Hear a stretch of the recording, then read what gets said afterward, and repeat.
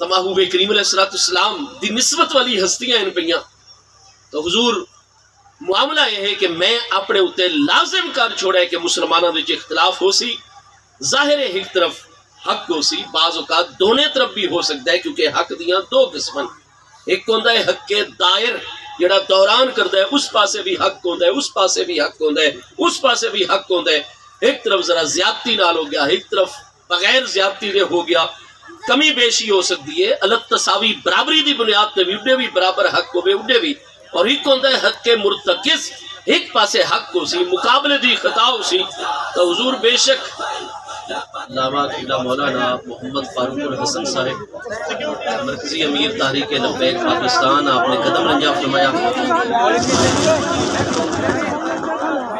میں گزاری یہ کر رہا تھا کہ حضرت سیدنا اسامہ بن زید رضی اللہ عنہ کی یہ حدیث مبارکہ یہ تمام کے تمام ہمارے پیارے محبوب کریم علیہ التحیات و تسلیم کے پیارے صحابہ کرام رضی اللہ تعالی عنہ مجمعین کے تقریباً علم مبارک کے اندر ہے کہ ایک انسان کا قتل یہ کتنی بڑی کاروائی ہے، لیکن جب مسئلہ ختم نبوت آتا ہے تو حضرت سیدنا امیر المومنین ابو بکر صدیق رضی اللہ تعالیٰ عنہ کے دور خلافت مقدسہ میں آپ جتنا بھی ذخیرہ احادیث اور سیرت طیبہ کی کتابیں آپ ملاحظہ فرمائیں گے، آپ کو کسی ایک بھی پیارے صحابی رضی اللہ عنہ کا کوئی اختلافی فرمان اس مسئلے پر نظر نہیں آئے گا۔ تمام کے تمام پیارے اہل بیت اطہار، تمام کے تمام پیارے صحابہ کرام اس بات کے اوپر متفق ہیں کہ کوئی شک نہیں ہے کہ یہ لوگ جنہوں نے نبوت کا دعویٰ کیا ہے یہ نمازیں پڑھتے ہیں، روزے رکھتے ہیں، جس طریقے سے کہ سابق دور حکومت کے اندر رانا ثناء اللہ صاحب نے جو موجودہ ہمارے وزیر دفاع ہیں، وزیر داخلہ ہیں، انہوں نے کہا تھا کہ جناب قادیانی لوگ تو نمازیں پڑھتے ہیں، وہ تو بڑی بڑی مسجدیں بناتے ہیں اور بڑے رفاہی کام کرتے ہیں، بڑی خلق خدا کی خدمت کے لیے بڑی محنت اور کوشش کرتے ہیں اور مال و زر خرچ کرتے ہیں۔ آپ یاد رکھ لیجئے کہ میں بار بار آپ کی خدمت میں یہ عرض کر رہا ہوں کہ بے شک ایک شخص جو اسلام کا دعویٰ کرے جتنا بھی، جتنے باقی ضروریات دین ہیں، احکام دین ہیں، ان سب کو مانتا ہو، ان سب پر عمل کرتا ہو، لیکن صرف ایک ضرورت دینی کا منکر ہو جائے تو شریعت مبارکہ کا فیصلہ یہ ہے کہ فَهُوَ الْمُرْتَدُّ، وہ مرتد ہوا کرتا ہے۔ چنانچہ آپ دیکھتے ہیں کہ حضرت سیدنا امیر المومنین ابو بکر صدیق رضی اللہ عنہ کے دور مقدس میں ذی الحج سن 12 ہجری میں اس مسئلے کے اوپر اجماع منعقد ہوا کہ جو شخص بھی چاہے وہ اپنے قبیلے اور علاقے کے اندر وہ سردار ہے، سینکڑوں مساجد اس نے بنائی ہوئی ہیں، پورے کا پورا اسلام کا نظام وہ باقی معاملات میں چلا رہا ہے، لیکن اگر محبوب کریم علیہ السلام کی شان ختم نبوت کا منکر ہے تو اس کے خلاف عملی طور پر جہاد کیا جائے گا۔ چنانچہ حضرت سیدنا سیف من سیوف اللہ، اللہ پاک کی وہ ننگی تلوار صلی اللہ تعالی علی المشرکین والکفار، جس ننگی تلوار کو اللہ پاک نے مشرکین و کفار کے خلاف ننگا فرمایا تھا، سیدنا خالد بن ولید مخزومی رضی اللہ عنہ، ان کی سربراہی میں حضرت سیدنا صدیق اکبر رضی اللہ عنہ کے دور مقدس میں اسلامی لشکر ترتیب دیا گیا، اور اس لشکر حالانکہ 2 سپر پاورز سرحدوں پر حملہ آور ہو چکی تھی، رومی بھی اور ایرانی بھی۔ پھر حضرت عمر رضی اللہ عنہ کے دور مقدس میں سن 16 ہجری میں بیت المقدس سمیت شام کا پورا صوبہ رومیوں سے لے لیا گیا، فتح ہو گیا، سپر پاور روم جو تھی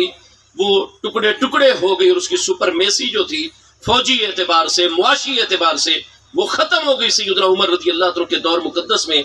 2 سال بعد سن 18 ہجری میں فارس اور ایران کی سپر میسی ختم کر دی گئی، اور پورے کا پورا فارس و ایران فتح کر کے اسلامی ریاست کے اندر شامل کر دیا گیا۔ حضرت سیدنا صدیق اکبر رضی اللہ عنہ کے دور مقدس میں یہ دونوں سپر پاورز حملہ آور تھے۔ منکرین زکوٰۃ کا فتنہ موجود تھا جزیرہ نما عرب کے اندر، واضح مرتدین کا فتنہ بھی موجود تھا، لیکن سب سے زیادہ علماء اور فضلاء، حفاظ قرآن اور قرائے قرآن، صحابہ کرام جس میدان جہاد میں عملاً شریک ہوتے ہیں وہ شان ختم نبوت کے دفاع کے لیے جو کارروائی ہے. اور آپ صحیح بخاری شریف کے اندر 3 مقامات پر یہ حدیث صحیح ملاحظہ فرماتے ہیں. حضرت سیدنا عمر رضی اللہ عنہ کا فرمان گرامی کہ ایک دن کی جنگ یمامہ میں 700 حفاظ علماء اور قاریان قرآن سے صحابہ کرام جام شہادت نوش مارے. الجہاد جہاں پر الجہاد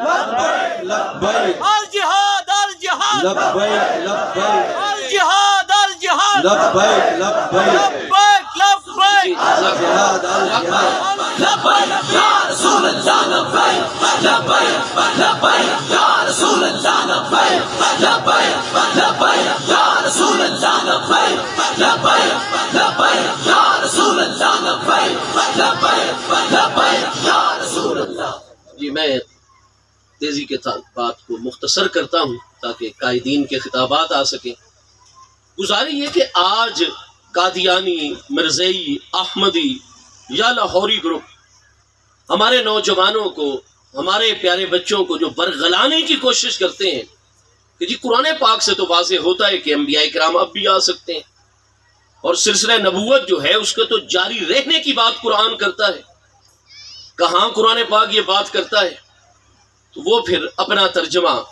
پیش کرتے ہیں جناب قرآن پاک کے 17ویں پارے سورہ حج کی آیت نمبر 75،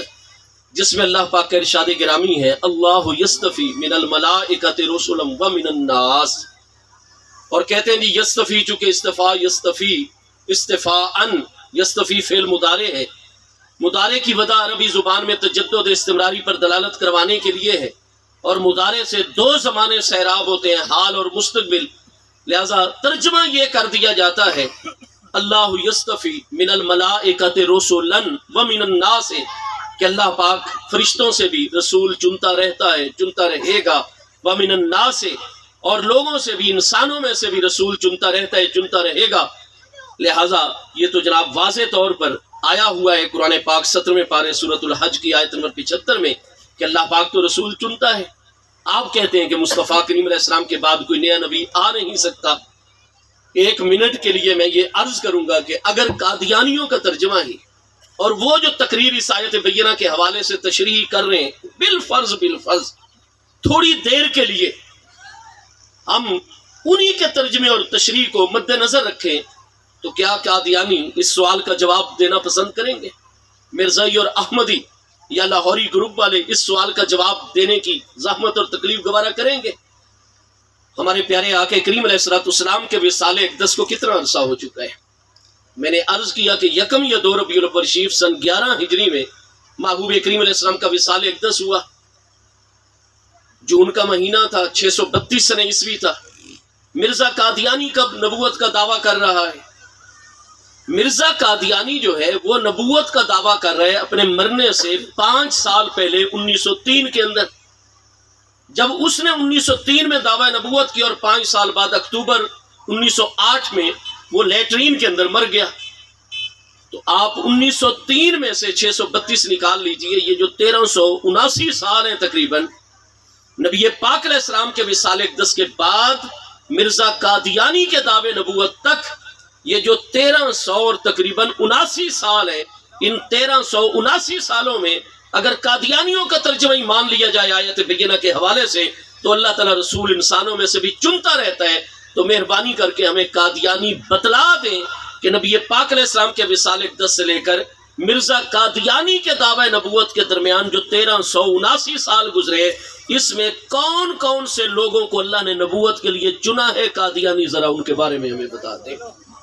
کیا قادیانی یہ عقیدہ رکھتے ہیں، احمدی مرزئی یہ عقیدہ رکھتے ہیں کہ نبی پاک علیہ السلام کے وصال اقدس اور قادیانی کے دعوی نبوت کے درمیان جو 1400 سال ہیں ان میں فلاں فلاں نبی آئے اور اللہ نے فلاں فلاں کو چنا؟ ایسا عقیدہ تو وہ نہیں رکھتے. اس عقیدے کا تو وہ تو انکار کرتے ہیں. پھر مرزا قادیانی اکتوبر 1908 میں مر گیا. آج مئی 2022 چل رہا ہے. 1908 سے لے کر 2008 تک 100 سال ہو گئے قادیانی کی موت کو، اور 14/8 میں جمع کریں گے تو 22 جواب آئے گا. لہٰذا اب اکتوبر جب آئے گا 2022 کا تو اکتوبر 2022 میں مرزا قادیانی اس دجال کے خاتمے کو ٹھیک 114 سال ہو جائیں گے. تو جب قادیانی کہتے ہیں کہ اللہ تعالیٰ تو رسول چنتا رہتا ہے تو مہربانی کر کے ہمیں بتائیں